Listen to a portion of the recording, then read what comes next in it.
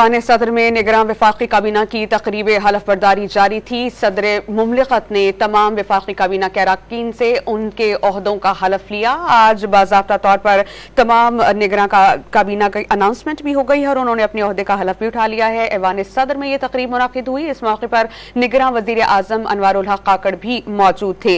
निगरान वफाकी काबीना का ऐलान कर दिया गया है। डॉक्टर नदीम जान वज़ीर सेहत, lieutenant general retired Anwar Ali Haider वज़ीर दिफा हो गए। बाज़ाब्ता तौर पर अब से कुछ देर बाद कलमदान की अनाउंसमेंट भी होगी। जलील अब्बास जिलानी बतौर वफाकी वजीर हलफ उठा चुके हैं। ऐवान सदर में निगरान वफाकी काबीना की तकरीब हलफ बर्दारी की तकरीब मुनाकिद की गई।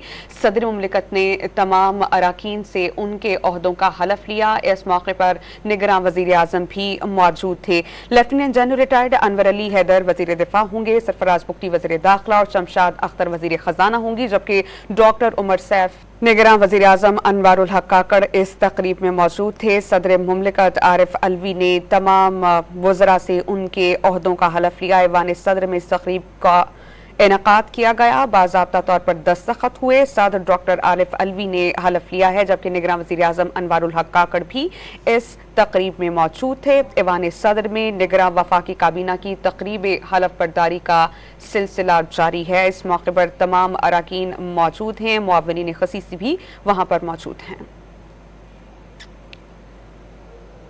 अब से कुछ देर में मुआवनीन खसूसी से भी उनके ओहदों का हलफ लिया जाएगा। अभी वफाकी काबीना ने अपने ओहदों का हलफ उठाया है। तकरीब हलफ बर्दारी का इनेकाद ऐवान सदर में हुआ। ऐवान सदर में सदर मुमलिकत ने वफाकी काबीना से उनके ओहदों का हलफ लिया।